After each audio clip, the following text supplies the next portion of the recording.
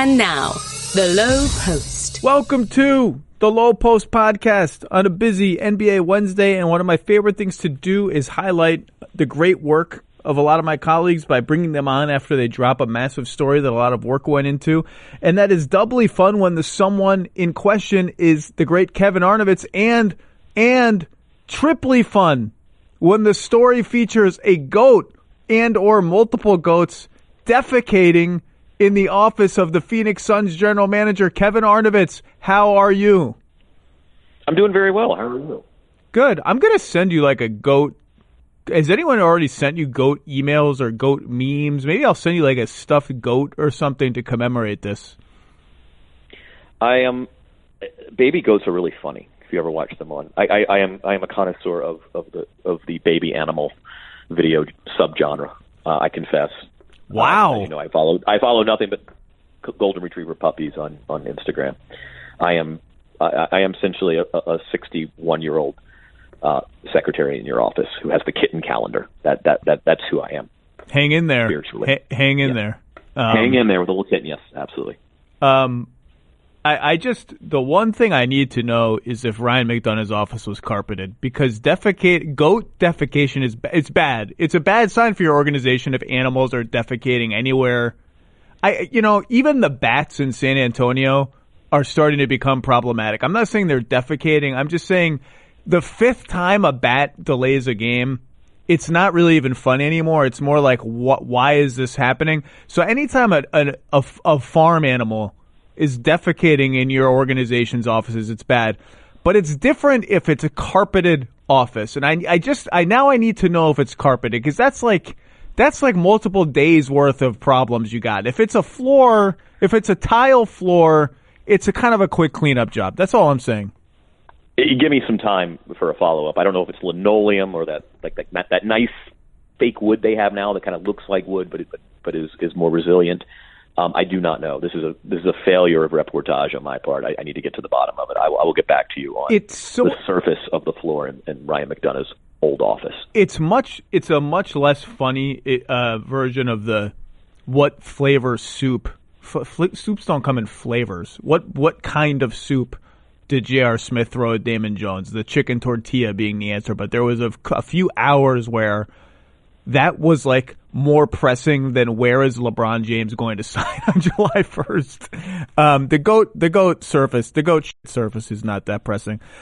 So what we are talking about, in case anyone missed it, is Kevin Arnovitz. I think these are the best stories to me, and they're my favorite ones to write. And I was very jealous of this one, but happy that you wrote it, which is the entire NBA is just not even looking at this franchise anymore. Like, it's just, no one's watching it. There's like 100 Phoenix Suns fans who tweet the timeline every time they play, and it's very, they're very hardcore, and I respect them. I respect NBA hardcore fans. I am one. But the NBA at large has just turned away from Phoenix, and what you did is just say, hey, wait a second. This franchise until the last 7 years was, arguably the most successful franchise never to won a championship. They make the playoffs all the time. They win 50 wins all the time. They're 7 seconds or less. They are innovative. They are a market that can draw players. They're a place that people want to play. What the hell happened? And you just went and kind of essentially asked that question. Is the origin of the story just that curiosity? Like, wait a second, what's happening here? Yeah, I mean, I think it's a good question. So how do you go from being one of the NBA's thought leaders as an organization, right? Like, it wasn't just they innovated offense. I mean, so much of what people like about the NBA can be, at least intellectually, traced back to ideas they were implemented, in Phoenix 12, 15 years ago. To say nothing of like player health. Remember, this was the fountain of youth. This is where you went if you were Grant Hill or a star who might have suffered some injury problems, and then you sort of can restore a career, or take a guy like Steve Nash, who by any other account should be really brittle, and then can just sort of thrive and flourish there and stay healthy, and then you become this, frankly, a laughing stock. 9 straight years now without the playoffs. They're going to lose 25 games or win fewer than 25 games for the 4th straight season. And so why? And I think the origins are really interesting. When Robert Sarver bought this team, it was on the heels of, I believe it was a 28 or 29 win season. The organization was sort of in financial distress. Sarver paid what at the time seemed hilarious, $403 million, half of it in debt. And he comes in, first thing is to get on the plane and go recruit Steve Nash with Brian Colangelo and and Mike D'Antoni and David Griffin, and then ultimately this is a team that jumps in a win total from 28 to 60, was it 61 or 62? 62 and 20. So you're a genius, right? I mean, here you are, you come in, you buy this team, you empower these people, they come up with this great blueprint. You are like, not only are you winning games, you were the best show on wood. I mean, you are, Zach, you remember what it was like watching Suns basketball as a basketball fan in the mid-2000s. It was like, holy crap. It wasn't just like, oh, they're good. It is, this was a revelation. It was like aliens had landed on Earth and started playing basketball in a different way than anyone imagined was possible. And you've got a front row seat. You're on the sidelines for this, and it's your doing. At least that's you got that thought, and why not? You've succeeded in this other field. You're a tremendous real estate investor. It's how you afforded the team, and so for the next several years, clearly your ownership was the variable. What changed in 2004? Well, ownership, and so you start to believe possibly that I've got a golden touch, and then what happens is over time you get a little cheap. This recession hits, and you start selling off draft picks, or you package 2 firsts to unload a bad deal. The Kurt Thomas thing, everything else, and slowly but surely there's some clouds sort of move in, and I think, and then it just really starts to hit. You start paying for bad decisions. You start paying for bad taste in personnel, whether it's at the managerial level, whether it's at the coaching level. You want to be involved because you think you do have the requisite expertise. So, you start maybe hindering in some of the people you've charged to make decisions, and it gets messy. And little by little, your facility deteriorates. Like, you have one of the worst setups in the league. You're losing games. You're drafting poorly.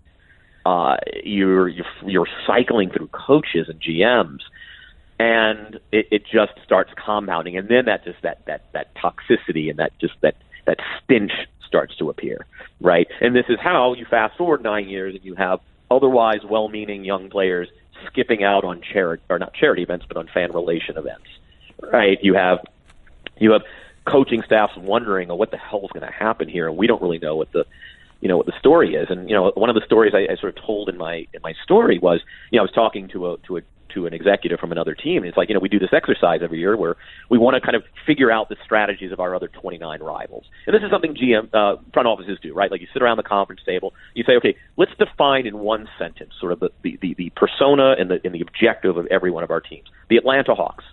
Hey, we're a team in asset management and player development. Philadelphia 76ers. We're the team that pushed all in into making an immediate championship drive. Los Angeles Clippers. Well, we're a team that's kind of pursuing multiple tracks simultaneously, trying to stay competitive while we sort of rebuild and pursue free agents. Then they get to the Phoenix Suns, and everyone sort of looks around and says, okay, what is it? Well, they just signed Trevor Ariza and brought in Ryan Anderson, Jamal Crawford. We hear our best intel is that they're making a playoff push. Well, wait a minute, but what about these young guys under the age of 23? Aren't they really a fundamentally young team? Well, and then sort of there's this, the way that the story is described to me by a couple people, everyone sort of like shrugged their shoulders, and they never came up with an answer for the Phoenix Suns. And well, it's, I don't want to say that your inability for a rival front office to define your objective in one sentence is necessarily a damning thing, but it does say something, and that's just sort of where they're at. And it's just, right now they have co-interim GMs. No one knows if those folks are kind of empowered for the long term. It appears they won't be. It appears somebody else will be coming in. That process has started now. But it's just sort of people inside the organization feel beleaguered. They don't know what the direction is. They don't know where to turn for leadership. People who've left just all have. It's rare to find anything. The most charitable thing people will say is, Robert Sarver is a very nice person when you get him away from this environment. He's been extremely generous interested in my family on a sincere level, is very generous with making sure my housing situation is taken care of, financial advice, just an extremely warm guy when you get him away from this sort of milieu. But that's about as nice as it gets. And it's just kind of a mess. And there's no end in sight other than, who knows, maybe they'll get Zion Williamson, because that's what the league does. Yes, in chronicling the demise of the Suns in your story, the one common thread is Robert Sarver, and that's what you focused on and who you focused on. And I think that's the right choice. He is the one common thread. I find writing about owners among the more difficult things to do because in a lot of ways they're the easiest target. They're the top, so there's a buck stops here kind of thing. They're the easiest person to blame. And they're the people that we, and by we I mean people like me and you, reporters, deal with least often. And so it's easy for, and when the people we deal with most often, which are front office, coaches, players, whatever, when they begin to feel a little tenuous, it's easy for them to blame the owner too. And the owner does set the culture of a team, right? That's something you hear over again. The culture starts at the top. The Spurs culture starts with Peter Holt taking a hands-off view of things and letting the Spurs Pop and RC run the show. And I do believe that's true, but sort of figuring out how that's true. What exactly does that mean for an owner to set the culture? If this owner is, if not a villain, then a cause of dysfunction or an agent of dysfunction, how? Are they around all the time? What other businesses do they have? And I think you went about answering that question very skillfully by getting all these specific, like Robert Sarver being let's say interventionist in a way that is unpredictable and noisy and not healthy. But I wonder if you felt that tension that I feel sometimes writing about owners, which is, am I just picking the easiest target? Did you feel that at all? Yeah, no, and I agree with you. One of the things the late Dan Fagan once told me was we were having a conversation, and I was actually I think doing one of these kinds of pieces, trying to get to the bottom of what plagues organization X. And, agents are always interesting to people to talk to. And, in fact, I've talked to a few agents for this story, and, they had a very diverse set of opinions, especially on the matter of James Jones, who, has taken a lot of flack in sort of the rival executive and scouting community. And we can talk about that because it's very interesting. But, I have one agent who said, no, actually, my dealings with James have been fantastic. But sort of asking, one thing Dan once said is I was sort of saying, I was sort of defending in a devil's advocate sort of way a GM by saying, he wanted to make that acquisition or that trade, but his owner wouldn't let him. And this was pretty early. I'd been only covering the league for a couple of seasons. One thing Dan said that always stuck with me was, he said, no. That is the job of the GM. He's like, do you really think the job of the GM is to pick players and to make trades like it's fantasy basketball? No. Your job as a GM is to manage your owner. That's what good GMs do. He's like, when I hear a GM tell me, I want to get it done, but my damn owner won't let me, he's like, that is a GM I have absolutely zero respect for. That's a GM who can't do his job. So you conceive of the idea, but you can't bring it to fruition because you can't talk your owner or sell your owner into it. And I think that always stuck with me. And so I do think it's very easy to just lay everything on Robert Sarver because he does pick the personnel, and to the extent that his impulses are indulged or he feels like his impulses need to be indulged, he's at fault, and he is the one constant variable. But I do think, I don't think you can say, quote, let Ryan McDonough off the hook necessarily, right? Like, if Ryan had a failing, it was, however the high degree of difficulty it might be, you could argue that Ryan failed to manage the expectations of his owner or do what was necessary to sort of placate the owner to the point where he was freed up to make whatever decisions you make. Now, one of the hardest things in Phoenix is to figure out that bad move or that bad draft pick or that bad trade or that bad point guard situation.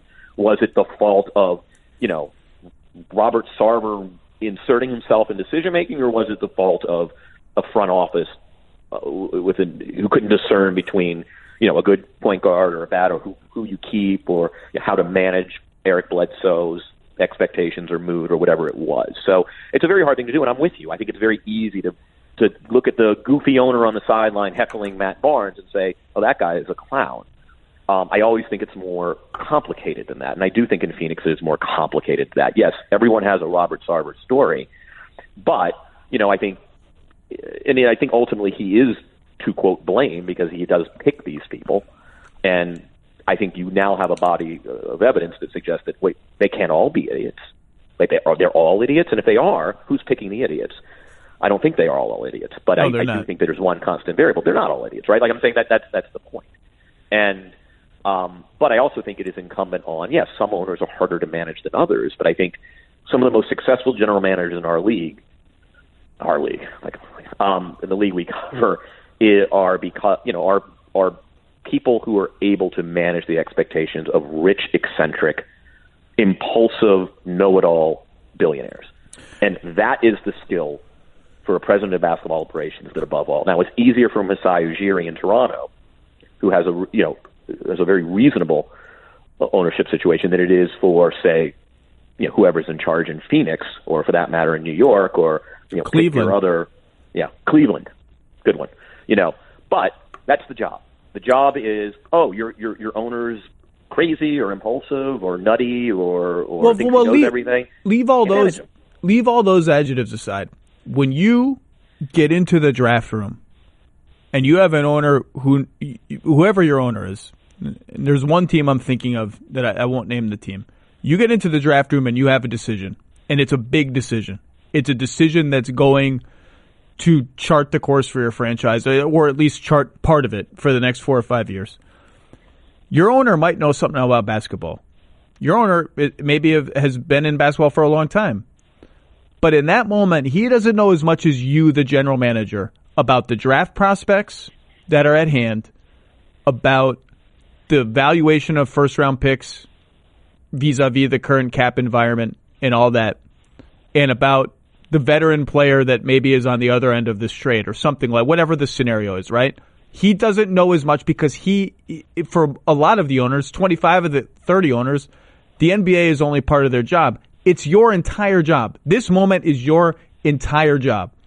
And that's the moment where if the owner, and I'm thinking of one team in particular, the owner wants to do one thing, the front office wants to do another, but no one in that front office has the gravitas to stand up in that moment and say, no, we're not doing that. This is what we're going to do.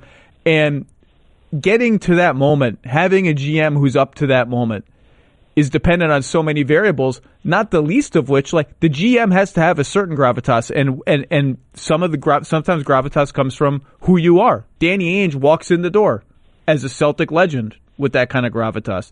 Some of it comes with experience, but you maybe can't manufacture experience. If it's year 2 in your GM career, it's just year 2. You can't fake that it's year 20. And sometimes the activist owner who knows a lot about basketball and wants to make a lot of decisions is intentionally not going to hire somebody with the gravitas or the social skills or whatever to stand up to them in that moment. It's hard to find the sweet spot of owner GM relations. I think a few teams have found it, and we could name them, but there are a lot. It's a complex algorithm. It is, and look, Robert Sarver in the story says, in my other business, I've been very successful sort of finding young managerial talent and cultivating it, empowering it. It's harder to do that here. Now, I think you could argue, I think Sarver's being candid, and you have to at least appreciate that he's owning up to it. Now, is it because you haven't fully empowered them or divested of the decision making and letting them do their job? Sam Presti's such an interesting example. If ever there was a guy who was 30 and looked 18 and took this job, I think you and I would say, and I think most of the league would say, when you talk about the gravitas power rankings among the 30 lead basketball executives, Presti's probably he got to be top 5. Yet, in many ways, you could argue that he came up through a very, Ryan McDonough pedigree, right? He was a guy with a sterling organization who had the endorsement of one of those true gravitas people, right? Danny Ainge, Greg Popovich, whatever, R.C. Buford, but ultimately kind of cultivated that gravitas, and I think largely because he just naturally has it. He's a serious person who knows how to articulate serious issues in a serious way. And part of it was he might have had an ownership group that was interested in sort of empowering him in that way, not just saying, "Hey, we want to cultivate young talent, a young managerial talent, and make him one of these luminaries." But we're also going to let him do the job. In Phoenix, it's very tricky, and their current situation I think is fascinating. It was actually really interesting to kind of talk to. So James Jones is now, Trevor Buckstein is sort of the interim co-GMs, which in and of itself I think is hard because interim is just one of those tags that who in the organization knows how to? Are you going to be the boss long term? Yeah, if you're interim and co, that seems fraught. Like the interim co anything seems like a fraught place to be. Yeah. Now, part of it is the timing of the fire of McDonough was so was unusual in that it doesn't really allow for you to sort of, if you're going to overhaul the front office, October and November is a very hard time. Well, let's stop there. Let's talk about that. Why did they do that? the point guard situation, I think when they came out of the gate in the preseason, it looked awful. And I mean, I know we don't put much into preseason ball, but when you're an owner sitting there on the sideline watching this just absolute travesty, Shaquille Harrison is your starting point guard. Finding a point guard, kind of solidifying the point guard situation was one of the top imperatives of the organization going into the summer, and that was your charge. And then you're an owner and you're on the sidelines and you're just watching this debacle. Like, wait, how did we go from this point guard logjam we used to talk about in Phoenix to this situation where literally you have a non-NBA starting, and I don't want to put it on Harrison, I don't think he's the entire story, but he's sort of a metaphor of tenacious defender, by the way. That dude is a monster on defense. Can't really do much on the other end, but he's going to be, I think, a good NBA backup. Exactly, absolutely, and this is not to denigrate him. I mean, he works his tail off. I mean, absolutely an overachiever. But sort of, wait a minute, wasn't that the whole objective of the last 5 months? Was to get to a point where we turned on the lights in October, and we had a point guard situation that was at least settled for the time being, and it didn't. And I think that was the last straw. Was just the sheer, and you could argue, hey, that's impulsive. That's impulsive. What, you don't like the first 2.5 preseason games, and you're just going to completely overhaul the front office of a GM that you extended less than essentially 15 months ago, and that's the answer. There's always been a missing puzzle piece to me. Well, I mean, obviously they lost the first 3 games that year, but last season by 92 points combined. There's always been like a little missing puzzle piece to me of like, is that really all it was? Starting 0-3 in that fashion, bam, you fire the coach. Like something was off there, and you get into the possibility that Earl may have been a Sarver move more than a McDonough move, but like the timing of that was curious too. Did anything of that come up? There's a lot. The Earl Watson situation is kind of a Rashomon, and I think there are probably 10,000 words that can be done on Watson, who also was at the time repped by Rich Paul, who also represented Bledsoe, and sort of that entire situation. It was almost one of those things when you're writing where, oh God, that's for the book that 11 people would read on the Phoenix Suns of this era, right? Like, I mean, I just think there's a certain point where you just can't get into everything, and there's then the stories get very competing, and kind of reporting it out, in a story that's already too long would just be in really getting into the weeds. But yeah, there's a lot there. I mean, in some ways, Watson was, it personified, I think Sarver's love of kind of former players who project a certain confidence, and Watson was very adept at sort of the language of culture, and I think early on a lot of the guys in the locker room really responded to him. But he was also a coach who was very inexperienced. I mean, he'd literally been a D-League assistant with the Toros. He then joined the bench, and then was elevated to a head coach. To what extent? Who is, quote, to blame, to the extent you want to blame anybody for Watson, or that's also a matter of really Rashomon great debate. That is the hardest thing is, and I'm sure you find this in your reporting, it's interesting how good decisions tend to have,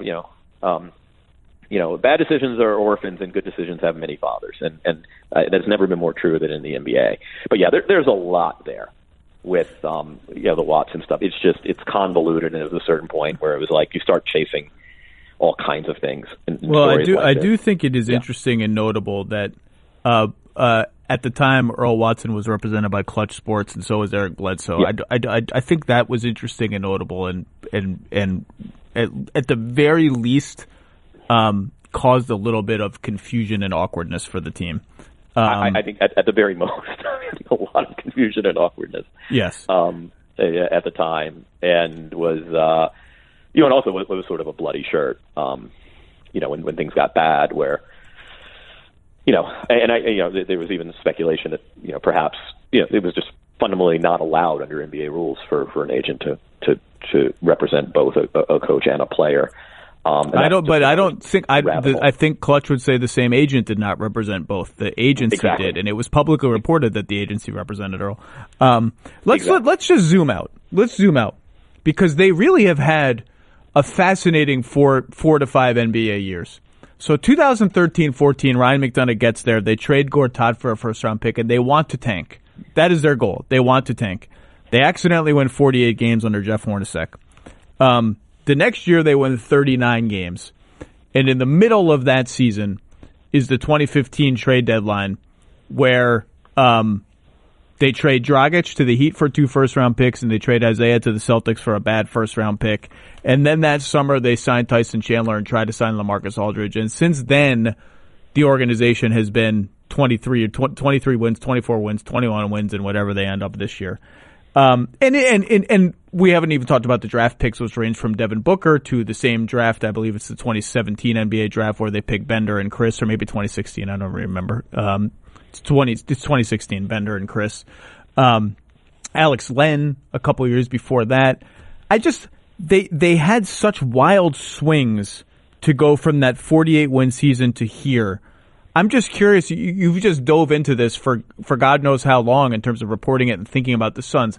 Like, what stands out to you from that as a moment, as a pivot point, as an interesting move, as a what if? Like, when you reflect on all of that and zoom out and look at it like it's the wall with the like Sopranos family chart on it, connecting all the dots. Like, what's interesting to you?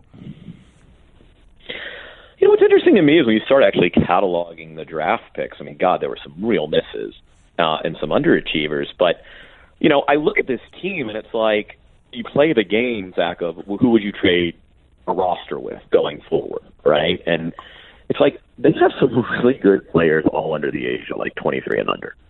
I mean, there would be a lot. There are a lot of teams that I think would say, "Hey, if you brought it into our organization with our architecture, managerially and otherwise, and our coaching staff and our culture, we'd gladly take Booker, Ayton, Bridges, Jackson. I'm forgetting someone. Oh, yeah, T.J. Warren's a nice player. That like a top 5 pick pretty much guaranteed in this year's draft. A new facility on the way. Wow, what's so bad? Is this really? I mean, really, they're one good bounce away from the worm turning, right? I mean, that's like that's a very good little core that, I mean, pretty much 20 teams in the league who are not contending right now, would love to have for the next 5 to 7 years. And yet there's this kind of pigpen dust of dirt following around this franchise. And what is it? I mean, that was so interesting to me. As I was sort of writing, it's like, wait, are things that bad in Phoenix? Yeah, you hear this crazy story from 2 years ago. Oh, the Earl Watson fiasco. Yeah, but that's in the rearview mirror. He said on a lot of the draft picks. Well, okay, through all that, they're still sitting with really good young talent. And, yeah, the coaching staff feels beleaguered and doesn't know what the plan is and, feels under fire and, but like that's what's so strange is we're not talking about a team that, yeah, they've struck out and Bender wasn't successful and Len is gone and wasn't successful. And, Jackson may have been a little bit of a reach at 4 in retrospect, though you talk to people around the league saying, hey, if we had drafted that guy, he'd be a boss now, and like, but it's not that bad. People right? say that to you? About Josh Jackson? I find that the league is very low on Josh Jackson. And this actually is an interesting thing because if you, I wrote about this last week. If you contrast Mikal Bridges and Josh Jackson, I think most of the league would rather have Mikal Bridges, but Josh Jackson, which is why I said Bridges in my early serialization of like what they have. Like I think Bridges, right?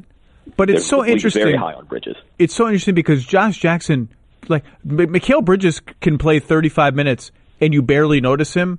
But you barely notice him in a way that projects onto a good team because he can shoot threes and space the floor and he's got long arms and can play defense. Whereas Josh Jackson, whether you like him or you hate him, damn, you are going to notice him because he is going to take the ball and do absolutely crazy stuff with it. Floaters that make you think he's going to shoot a hole in the backboard, passes that don't go to the right person, the occasional fast break dunk, 1-on-2, and it actually kind of works out well because he's going crazy fast.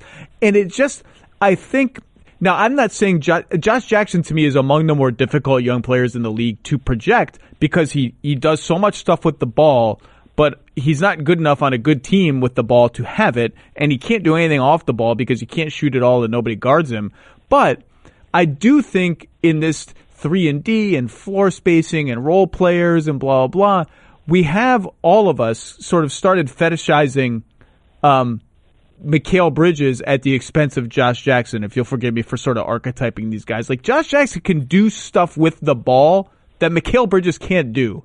And that stuff is interesting. And just because it doesn't look good now and maybe doesn't project to how he'd play on a good team, I still think it's interesting. And I think the league has gotten it's like Dennis Smith. I think the league was like, oh, Dennis Smith just does dumb shit with the ball. We don't care. Like, well, maybe, like, let's see what he does. Let's see how he grows. Well, and it was one of those conversations I'm sure you've had where, the exec, and again, it's one person's opinion and who cares. And, I'm not terribly high on Josh Jackson. Neither am I, but I catch myself thinking, am I too low on him? Am I to be that was their point. Their point was, and it's one of the great debates in basketball, right? Which is, is if a player is not succeeding as a young player on a team or in a locker room or inside a scheme, is it the failure of the player, or is it, that dumb organization that doesn't know how to develop players and just creates needless conflict, and there's the broken window theory in Phoenix, and it's just like everything's a mess. And if we had drafted that guy, was the point, he'd be just fine. We would have mitigated his weaknesses. We would have accentuated his strengths. We would have put him in positions to succeed. We would have provided him leadership and mentorship, and the influence of our veterans, and he'd be, he's ferocious. He wants to defend. He'd be a guy that would be a solid contributor on a program that is building. I mean, that was sort of the spirit in which the comment was made. Now, as you know as well as I do, it's very easy. It's a facile argument in many respects. It's very easy to look at a guy in a struggling organization and say, yeah, we drafted that guy. We would have known how to develop him, which is essentially the essence of it. I don't know if that's true. It's impossible. It's impossible to prove a negative in that respect. I just think, anyway, I said my piece. The most interesting moment to me for the Suns over this span is that 2015 trade deadline, because the Dragic trade is an undisputed win for them. To get 2 first-round picks, including an unprotected Heat pick that, of course, is no longer theirs and is like 3 teams removed from them, is a home run for a guy who literally did not want to be there and had told them, I don't want to be here. They sold Lowe. And I forgot about the Brandon Knight trade, where they traded the Lakers pick, which was the crown jewel of the Steve Nash trade, for Brandon Knight. So I don't know how many of these balls were in the air at the same time, but it reminds me a little bit of all of the stuff the Pelicans did to microwave their team around AD, where the Drew Holiday trade is lumped in with a bunch of other moves that came after it that probably didn't work out. But Drew Holiday, for those 2 picks, that's a debate. You still get people who think those 2 picks, which was Noel and Elfrid Payton, I think, and could have been lots of other things, are still too much for Drew Holiday. And then there are people who say, hold on, Drew Holiday was the belle of the ball a year ago when he was single-handedly or double-handedly with AD destroying the Blazers. And the people, Alvin Gentry's the best defender on the perimeter other than Kawhi Leonard. And it just made me think, like, what if you just stop there? What if you stop trading picks with the ones you traded for Drew Holiday and just build that team? And I think of the same thing with Phoenix. Like, what if you stopped after the Dragic trade? You just get those 2 picks. You keep IT. You keep the Lakers pick. Then you kind of are in the sweet spot where, as you put it before in reference to another team, you could be pretty good now and loaded for later. But maybe all of those discussions were simultaneous or contingent on each other. But I think about that Dragic trade as like, man, if I could have just put the brakes there and keep all that other stuff, or maybe sell high on IT later when it's clear that we've got, well, I mean, to a lot of us it was clear, but and not make that Knight trade, which I thought was like not insane at the time. I didn't like it, but I didn't think it was like absolutely insane. It turned out to be a disaster. And of course they traded back for that same Lakers pick 3 years later at the draft. You probably don't trade for Knight, correct? Say again? Presumably. If you keep IT, you probably don't trade for Knight. Yeah, exactly. So you don't know how many of these balls are in the air at the same time. I just think that's a very interesting moment. Listeners, if you didn't already know, and I don't blame you, I'm out of touch, the NBA is wild, and Hulu has all the action. They've even partnered with guys like Joel Embiid and Damian Lillard, fringe MVP candidates, who are doing some pretty wild things for Hulu that you just have to check out. Now that Hulu has live sports, I wouldn't blame anybody for getting on board. If you've been late to Hulu, now's the time. A bunch of people are ditching their cable, and who can blame them when you can watch all the live games you want on Hulu Plus Live TV? It has the same channels as cable. For all you fogies like me, the same channels that you know. For only $45, watch your favorite teams and the biggest games all season long on Hulu Plus Live TV. Again, no cable required. A couple other quick Suns things. Did you get into so Robert Sarver? You interview Robert Sarver, which I imagine was a wonderful, comfortable conversation. Yeah, you know what? He actually isn't. He's not bad to talk to. He was delightful. Yeah, he's not bad to talk to. He was courteous. He was thoughtful. He was generous with his time, and he was polite. I mean, everyone. I think this thing happens, and I have this conversation with a coach we both know, who's just one of the more mild-mannered people. But when the lights go on, you walk through that tunnel for 2.5 hours. He's a maniac. And I once asked him, I'm like, I'm kind of fascinated with sort of what does the human brain do in those moments. I think Steve Kerr is a perfect example. One of the most gracious, silver-tongued, just thoughtful, empathetic people on earth. And then you get him in in those 2.5 hours, it's F-U, M-F-er, and clipboards being consigned to the cemetery of office supplies and everything else. And this coach said the interesting thing. He said, I don't know, we turn into a werewolf. He's like, I get back into the room sometimes, and I don't even remember the 2.5 hours. He's like, I'll remember sets or things I saw, impressions I had with my team, but in terms of my own personal behavior, I don't even know what I said or how I communicated it. And I just think that owners are sort of the adrenaline gets running, a draft room, the sideline when you're sitting courtside at a game, after the game, just the on game night in general, and then you get away from that, and it's just but you're just a normal human being. If you're an owner and you're going to yell at your own players and your own coaches and your own team, which is you wrote, he does. And there are 100 stories like that. I mean, when your story came out, the thing you heard from Phoenix people was, oh my God, there are even more he could have put in there. If you can't, then you just have to sit somewhere else. If you're an owner, watch the game. You can even heckle the refs a little bit. You can't be yelling at your own team. You shouldn't be yelling at the other team either. You probably shouldn't be yelling at the refs, but we're all going to yell at the refs. It's part of the deal. But you paid $400 million. That's fine. You're undermining it, and maybe you can't. No, I know. I agree with you. Anyway, I don't know what I was. Sarver says to you in the interview, he pushes back on the idea that he's making any decisions or overruling any decisions or that he's the hammer on any decisions and said, I would not overrule my basketball people. It's their decision. Obviously, I think you would get pushback on that from the basketball people. Absolutely. So my question to you is, did the decision to draft Ayton over Doncic come up at all in your reporting? Because Ayton is the University of Arizona. You know what the conspiracy theory is. He's nearby. He's a local product. The owner says we can't pass him up. He'll sell tickets, yada, yada. And meanwhile, you've just hired the coach of the Slovenian national team who knows Doncic better than literally anyone in the NBA other than maybe Goran Dragic.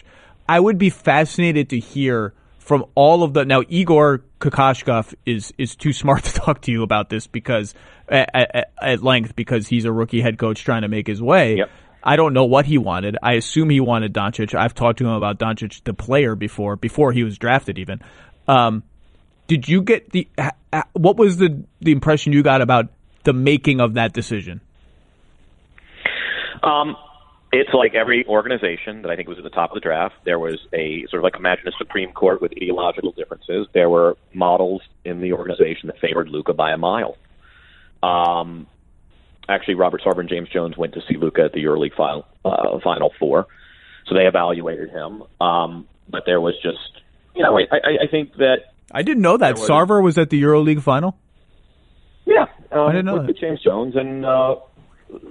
But there was I think there was a wide range of debate, as there was in Atlanta, as there was in Sacramento. I mean, I think people forget there's usually, somewhere between, a half dozen or a dozen people sitting around that table for the better part of 2.5 months going through their models, going through, scenarios. And it's sort of like there is a range of opinion. And what's interesting about Phoenix is when they made all those firings, the criteria they used for the firings was, among the scouts and sort of the managerial level was, they looked at the track record of their draft boards, and those with the highest ratings were kept, and those with the lower ratings were sacked, according to people inside the organization. But I think the Ayton thing was a collective decision based on lots of consensus. In my opinion, I don't think Sarver was the hammer on that decision. Interesting. I think it was collective. Yeah, But I think clearly, Ryan McDonough has spoken highly of Ayton and owned that pick as much as Sarver. And by the way, I think Ayton and you and I were on this months ago on this podcast.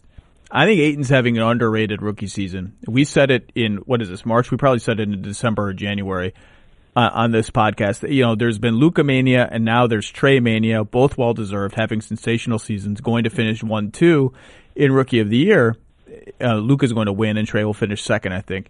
I think Ayton probably has third by now, and because he is not the ball dominant modern NBA superstar that those two guys fit archetypes, right? The big ball handling wing and the little Steph Curry point guard.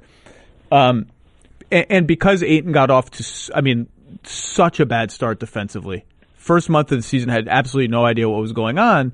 People kind of flipped pretty quickly on that was a huge mistake. And look, it's not likely that DeAndre Ayton's going to be the best player from this draft. It's extremely unlikely. He's probably not going to be one of the 3 best or the 2 best. But he looks like a good NBA player, and the progress he's made defensively, like, he's not good, but he's not abjectly terrible. He's gotten a lot of publicity in the last couple of days for guarding Bron in part of the game that ended the Lakers season and protecting the rim really well. He's made the kind of progress defensively exactly as you would want from a rookie big man, from clueless to normal bad to normal sometimes looks okay but is mostly below average. Like, I think his rookie season is a huge, the concluding theme is huge optimism. Yeah, he's had a nice year. I think it's one of those larger conversations about, and it's a different conversation for a different day. You and I could do 2 hours on this. Is the center a mercenary position at this point? Insofar as, is that where you're going to invest the bulk of your cap, where you want your quote stars to be, or is it a position that can easily be filled on an ad hoc basis relative to how much salary flexibility you have, what you need at that position? We need a guy who can sort of protect the rim for 27 minutes a night, and then we're going to go small anyway, and who cares if that's who we are? And whether or not, when you look at a range of dynamic talent in a draft like this one, whether you go with that guy or you go with somebody with, again, a Luka, a Trey, whether you want your sort of pick and roll point guard who can shoot, or you want your just unicorn from hell, or you trade down. Or you trade down, right? And I think that's sort of the question with Ayton. I don't think he's certainly not going to be a bust. It's just what, and you're maybe swayed by the fact that we have a guy who needs the ball in his hands, blah blah blah. That's our kind of our super. So we should, it's always nice to counterbalance with somebody up front who can do certain things. And yada yada yada. I'd probably as optimistic as I am, I'd rather have Luka Doncic. I'd probably rather have Trae Young, although it's close. I think Bagley has surpassed Ayton to me in terms of just but suffered from some of the same. Well, he's a boring big man, early season buzz. No, he's not boring. He's pretty good. I love Bagley, and Ayton's a nice player. It was a really interesting drive, and actually, it's a wonderful kind of year to have those arguments. Like, what, all things being equal, what skill set do you want at a premium going forward? And it's a really hard conversation, but and again, I think where you come down on that is where you are sort of in terms of your sort of where intellectually you see the game. And I'm just someone who's kind of come to believe that big men are, unless it's Karl Anthony Towns or somebody like that, it's a mercenary position. You'll fill it with the mid-level. You'll go get Brook Lopez and you'll be fine. You know what I mean? Like, that's, and I tend to kind of side with that. And it's not to crap on Ayton, who's had a really, as you said, has progressed really nicely. It's just like, how do you see basketball teams in this era working, and where do you want? At the end of the day, you're really deciding on, we're going to give a third of our cap to this guy in 5 years. And like, who is that guy and what position and what skills does he account for? And it's just a larger conversation. Well, the other relevant, you mentioned Towns, by the way, and again, everyone stopped paying attention to the Wolves after the Butler trade. Oh my God. Karl Anthony Towns is putting up like 35, 15, and 5 like last night, like regularly. The other the well-rounded big man thing, I think Bagley sort of fits that mold a little bit more than Ayton did. And then there was something else she said, and I already forgot what I was going to say in response. Oh, the third of your cap thing. The player we haven't talked about at all. The when you draft them that high, you're effectively asking, am I ready in 5 years to commit 25, 30, whatever the percentage ends up being? Devin Booker is the guy whose name we haven't said, and they gave him the max. He's got the same contract as Karl Anthony Towns, actually, and got it almost a little bit later, or a little bit sooner, rather. He got it right away. Karl waited to sign his for a while. I think Towns maybe has some different language in it. I can't remember. But it's effectively the same contract. Where do you stand on the is Devin Booker good debate? Like, does he actually help you win basketball games? I mean, I think it's really hard to know. And I think it's because, in fact, it's funny, where do you put this story in context? And I think the context, and I didn't get to it because it's not really what the story was about, is, we don't know because this organization is so, somewhat dysfunctional that is I don't think Devin Booker is the problem, but one of the problems with being this way and being just abject is you can't even really nourish and figure out where this guy is because he exists. He exists in a state of dysfunction in that context. I'm not articulating this well, but it's just like I think Devin Booker's really good. He's clearly got the it thing. He's competitive as hell. Yeah, the defense. We'll figure it out. But I also think that to the extent that we can't figure it out yet, it's a manifestation of just a team that isn't rowing in the right direction as an organization. And then you start hearing his comments, and it's clear that he's being adversely affected by this stench. And where am I with Devin Booker? I think Devin Booker's really good. I have no idea if he's going to help you win basketball games because I think, frankly, things have gotten bad enough in Phoenix that I don't think there's any one player, no matter how dynamic or talented, can really do to change that right now until the organization sort of finds itself, figures out its vision, finds its kind of leadership structure and what it means. And then I think we'll have a better idea of how does Devin Booker function in an organization that has a plan. I'm bullish on Devin Booker. Is that a cop-out? No, I'm bullish on Devin Booker. I didn't mean winning in Phoenix. I just meant, is he a winning player, period, or is he an empty calories player? Is he closer to what we conceive of Zach LaVine as being, or is he closer to what we conceive of Klay Thompson as being? Obviously he's miles away from Klay Thompson defensively. I like that. I like that continuum. Yeah, that's sort of your shooting guard. Do they help you win continuum? And I'm not saying I'm giving up on Zach LaVine as a winning player, not if he gets to the rim for a huge percentage of shot attempts as he did this season, but yes, until he has any kind of clue what's happening on defense. I'm bullish that Devin Booker falls somewhere at least in the middle of that continuum. I think he can be a winning player, even taking up that percentage at the cap. But as you said, the situation has been so dysfunctional that who can know. Let's change the subject as we wrap up here. You guys just posted a 5-on-5 about the Lakers, and it's a topic. It's a topic I've been thinking a lot about because I want to write something about it, and I can't quite conceive of what quite yet. And one of the 5-on-5 questions is the one that I've been thinking about, and it was, does missing the playoffs affect LeBron's legacy at all or tarnish his legacy at all? And the answers were pretty emphatically no.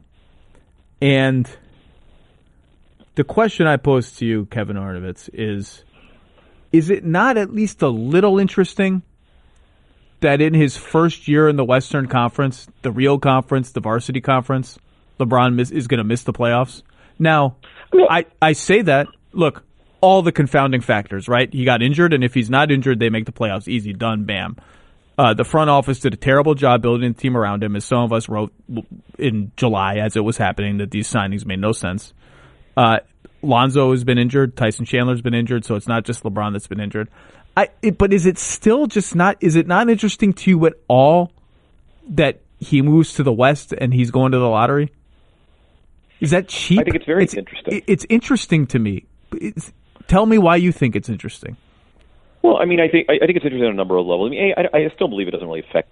No one's going to look back in 30 years. I mean, if these end up being his Washington Wizards years, so be it. Then they came earlier than possible. He's also in his 16th season, and I think there was always going to be a moment where, by the sheer force of nature, LeBron is still not impervious to the factors of age, and there's going to be a moment when LeBron, who could always drag a team by the scruff of its neck to the playoffs, would no longer be able to do so sheerly based on his body of work for one season. Now, the injuries, I think, are part of that, right? Like, I mean, does he have that injury 4 years ago? No, it's something that comes with age. Your body becomes more brittle. Everything, mourning ceases to be a pain-free event in your life. It's just you're always hurting. Everything takes longer to recover. And even if you do have the injury, ever. But I just think that, I think it is interesting. And I also think, and again, I don't want to pivot the conversation away from LeBron necessarily, because I do think he brought with him, with all the things he does bring to an organization, he brings a level of chaos that I think can work as positive nervous energy and can work as negative nervous energy. But Zach, if I can just for a second, Jeannie Buss over the weekend at Sloan said, that it was fake news is the thing that the media is our biggest challenge as an organization. And I just thought that was just so very interesting to me, because this isn't about, I'm not going to be like a media person defending media. I don't really care if Jeannie Buss besmirches the craft of journalism, with something as hollow as fake news. But it's really about Jeannie Buss and the Lakers living in a state of willful ignorance of their shortcomings as an NBA franchise. And this is a franchise that has LeBron, right? Like, has the most generational talent, the biggest generational talent we've seen in years. And who chose you not because you're a well-run organization, because you're the Lakers, with all the mystique that comes with it, even when you don't win. They play in the most appealing market in the country. They have a multi-billion-dollar local broadcast deal. They have gotten the number 2 pick 3 of the last 4 years. Does she really believe that the media is the Lakers' biggest challenge? Like, bigger than leadership or accountability? Maybe it's time to address that stuff. Maybe it's time to realize that, having leadership and accountability is more than having Rob Pelinka quote Paulo Coelho at his press conference. With the Lakers, it always seems to be about the brand, and it never seems to be about the product. And I just when are we going to look at this? When is someone going to do the Suns piece on the Lakers? And just an absolute thing. When is someone going to say, wait, how is it that D'Angelo Russell's now an All-Star? How is it that Julius Randle's averaging 29 and 3? How is it that Brooke Lopez is the missing piece? How is it that Paul George is somewhere else as an MVP and Depoy candidate? And Depoy? I like Depoy.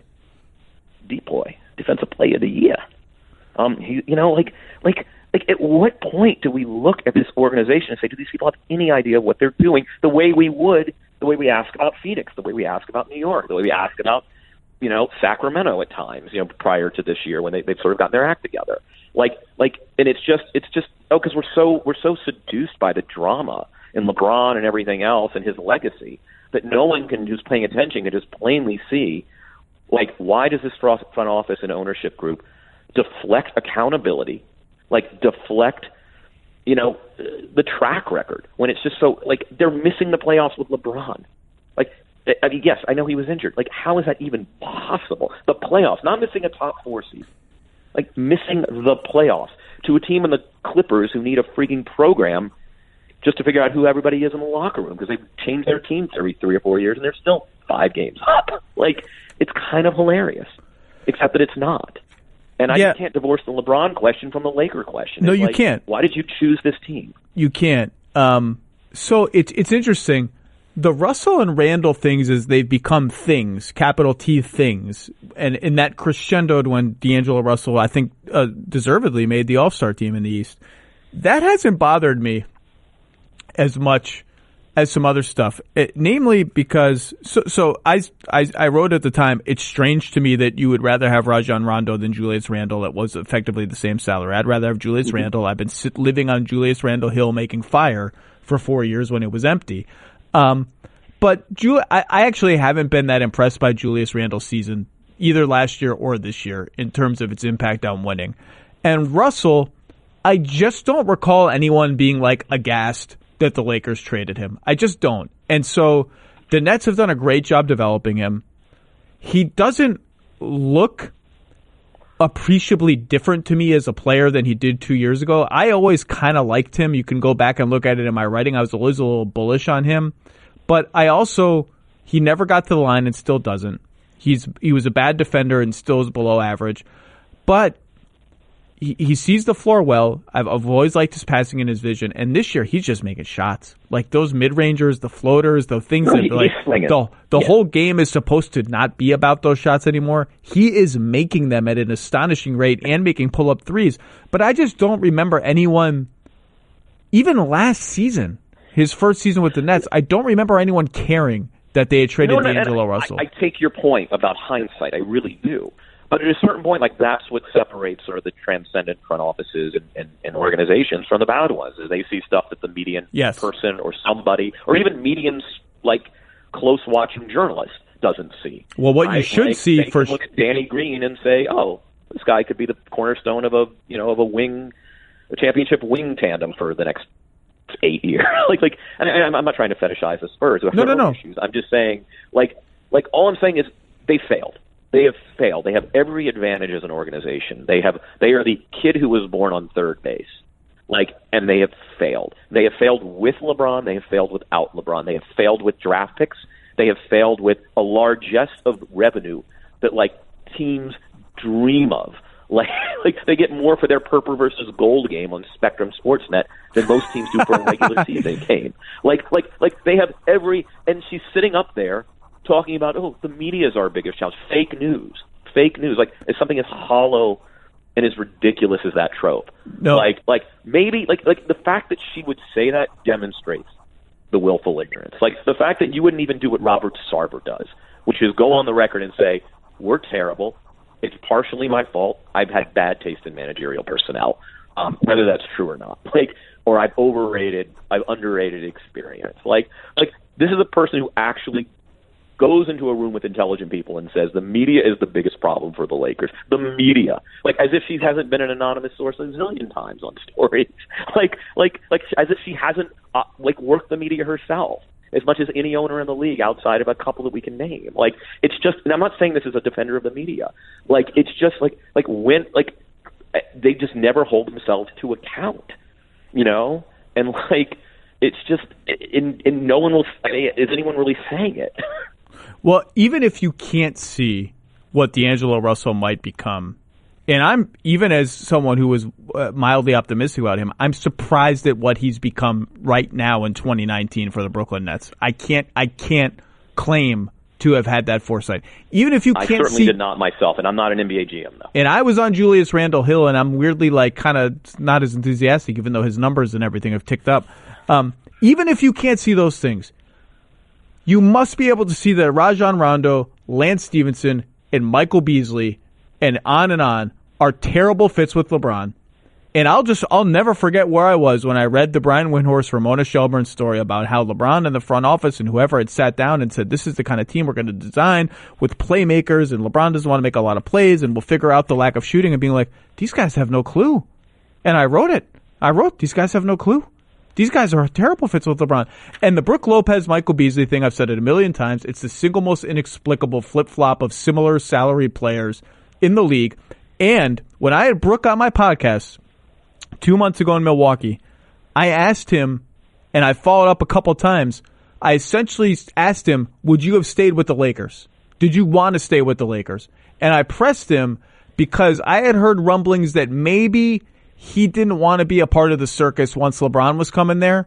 And if that were the case, that kind of exonerates the Lakers. And so the reason I pressed him a little bit, and I even hinted at, I think I even may have said the word circus when I asked him the question, was because I had heard those rumblings and I wanted to see if they were true. And he kind of tepidly went the other way and said, no, I would have considered it. I would have been happy to go back. So I'm not sure what the truth is.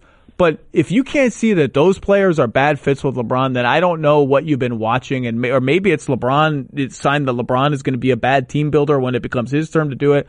That's what you should see. Not seeing D'Angelo Russell popping this early, fine. Or wanting Lonzo Ball instead, or having Lonzo Ball instead and saying we don't need this other guy, let's use him to dump salary. Fine, get it. I'm not going to be that up in arms about it. It's the other stuff, designing a team that does not fit the guy you just signed, whether it's with his tacit permission, his explicit permission, his explicit suggestions, whatever it is that team just doesn't make sense. And then you go trade for shooting at the last minute in Reggie Bullock and Mike Muscala and give up Ivica Zubac, who's actually a useful center in the process. That doesn't make any sense to me. Now, back to LeBron, because everything comes back to LeBron. When I ask you, do you think it's interesting that in the Western Conference he misses the playoffs for the first time? Does it matter? What I'm really asking is, does it matter for his case as the greatest player ever? And I don't know the answer to that question, because the other guy that's in that debate played his entire career in the Eastern Conference, and it was an inferior Eastern Conference even then.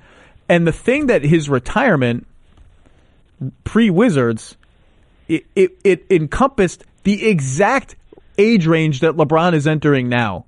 Michael retired at age 34 after his age 34 season and missed his age 35, 36, and 37 seasons, then came back, and we all kind of acknowledged that, like, the Wizard stuff doesn't count. Whether that's fair enough, it doesn't count. And so I don't know the answer to that question, but I do know that we're gonna tout the 8 straight finals runs forever. It's one of the greatest streaks in the history of sports. It all happened in the East. And it all happened in an absolute, in particularly after Derrick Rose's injury, in an East that was awful. And once the Pacers went away, it was really awful.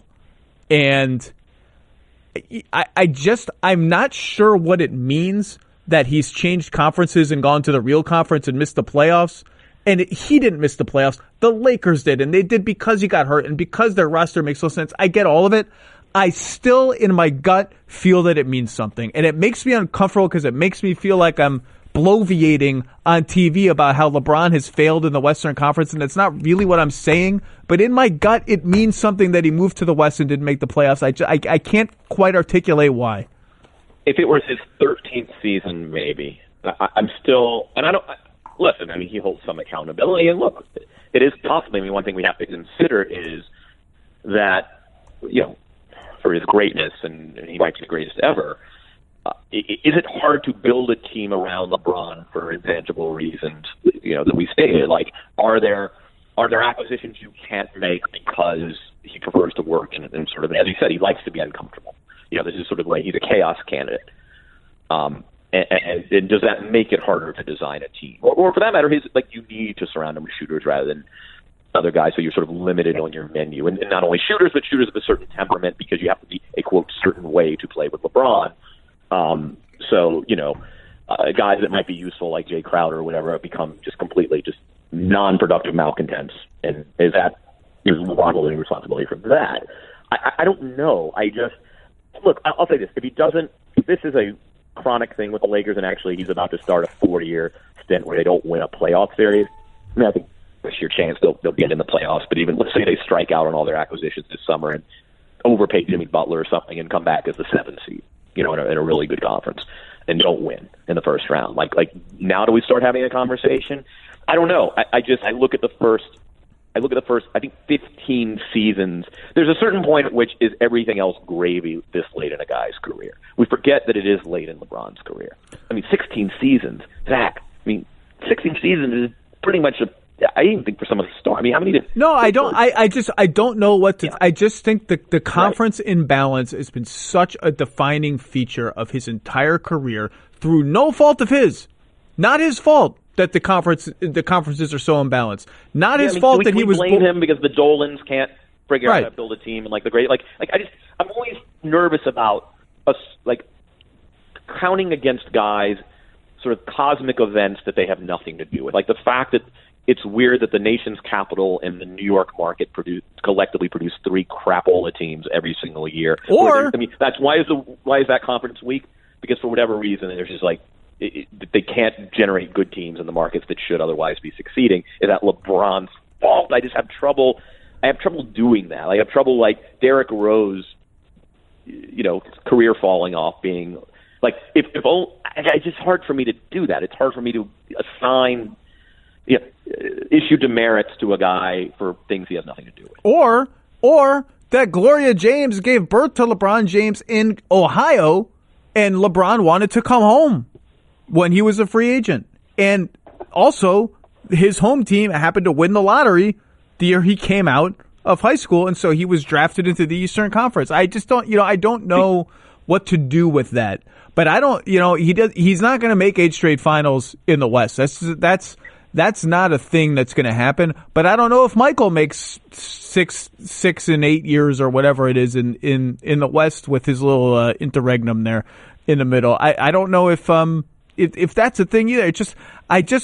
We never got to see Michael Jordan switch conferences, and so maybe it's just a curiosity. Maybe that's all it is.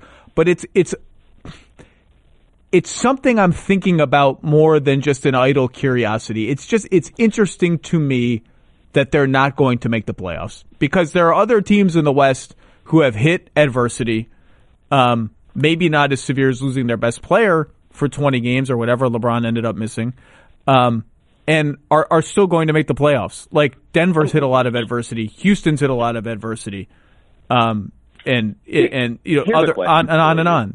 The Spurs missed Kawhi all of last season and found a way to make the play. It's like it's happened. Right. Here's a question for LeBron. He came over to the Western Conference fully knowing that the odds were going to be stacked against his continuing this streak, and quite possibly the odds stacked against him even making a conference final. If you gave LeBron truth serum and said, hey, so you're going from a situation you could probably, certainly, play on Memorial You could play lefty all season and make the conference finals. Right. Like why do it? Like, why? And we know, this was a family move. It was a lifestyle move. Now, the red ass could argue, countered against LeBron, that he basically let go of the rope. He let go of the competitive rope. Right? This is not my argument. I'm saying, but I don't think it would be completely idiotic if you were one of these people who believe by sheerly putting himself in a situation where the menu of options is Lance Stevenson or Rajon Rondo or whatever, going to this organization that really hasn't proved its mettle in several years. You could argue it's not a championship organization right now. In a time when the Warriors are almost a shoo-in to get at least to a conference finals, where the Houston Rockets come back, this is where the conference is stacked. You're essentially consigning yourself to a long shot to make a conference finals. Do you count that against a guy because it demonstrates that he, just from a purely professional planning standpoint, isn't all that serious at this, or he's letting go of the rope? That would be the question. Well, the same people would be an asinine one. The same people would count it against him for joining up with Philly or ganging up in Miami or rigging the game. You know what I mean? If he goes to Houston with James Harden or something, it's the same people are going to say, well, so what is the in-between? Where is he supposed to go that is like the perfect in-between fit of good but not quite good enough? Like, is he supposed to go to the Kings this summer and make Sacramento the NBA? Is that I don't know what the answer is.